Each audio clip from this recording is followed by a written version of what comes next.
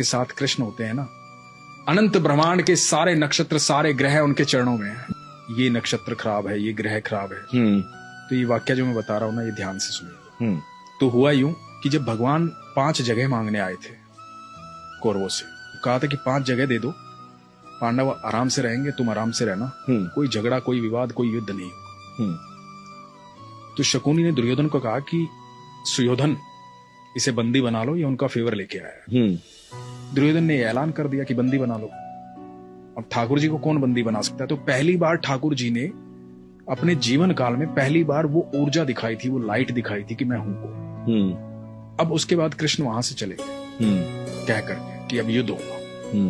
और धृतराष्ट्र ने राज ज्योतिषी को बुलाया ये जानने के लिए कि क्या होना चाहिए, क्योंकि उन दिनों एस्ट्रोलॉजी बिल्कुल, और आप सोचिए उस समय कितने प्रखंड पंडित होते हैं, प्रखंड बहुत, मतलब बहुत ग्रह नक्षत्रों की दशाएं कैसे बता देते होंगे। बिल्कुल बिल्कुल। तो राज ज्योतिषी को बुलाया, राज ज्योतिषी से पूछा कि क्या करना चाहिए बताओ। तो राज ज्योतिषी ने कहा कि महाराज, सुयोधन की कुंडली में राजयोग, कोई हरा ही नहीं पाएगा, निश्चित तौर पर विजयी होंगे, निश्चित तौर पर राजा बनेंगे, आप युद्ध करो। और सिर्फ इस बात पर युद्ध का ऐलान हुआ और युद्ध शुरू हुआ।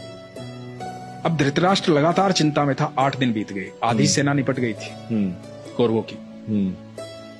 अब ये दिखाई दे रहा था साफ साफ कि कौरव हार जाएंगे, पांडव जीतेंगे। तो फिर से बुलाया गया राज ज्योतिषी को। धृतराष्ट्र बैठे हुए हैं, महात्मा विदुर बैठे हुए हैं, और राज ज्योतिषी को पूछा गया कि भाई ये क्या हो रहा है? तो कह रहा था कि सुयोधन राजा बनेंगे। अब तो 8 दिन बीत गए, आधी से ज्यादा सेना निपट चुकी है हमारी। तो पता है राज ज्योतिषी ने क्या कहा था? कि वहां कोई है जिसने नक्षत्रों की दिशाएं बदल डाली, कोई है जो समय और परिधि से परे है, कोई है वहां। तो विदुर ने कहा था कृष्ण है वहां। ये बहुत कम लोग जानते हैं। हम जब भी मंदिर जाते हैं, भगवान के सामने जाते हैं, तो हम भगवान के सामने नतमस्तक होते हैं। इसके 2 कारण बताता हूं मैं आपको। हम भगवान के सामने नतमस्तक क्यों होते हैं, अपना सर क्यों झुकाते हैं भगवान के चरणों? जब हम भगवान के चरणों में अपना सर झुकाते हैं ना, नतमस्तक हो जाते हैं, तो जितना बोझ हमारे इस मस्तिष्क में होता है ना, जितनी दुविधाएं चल रही होती है, सारी दुविधाएं भगवान के चरणों में गिर जाती हैं और भगवान रोंद देते हैं। और जैसे ही आप नतमस्तक होकर के उठते हैं ना, तो आपको एक अद्भुत सुकून की प्राप्ति।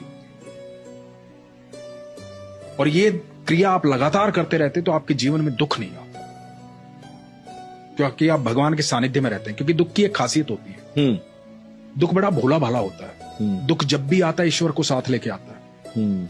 जैसे ही दुख आएगा आपको ईश्वर याद आएंगे। ये बात तो है। भोला भाला होता है, दुख को बेचारे को पता ही नहीं होता तो साथ किसके चल रहा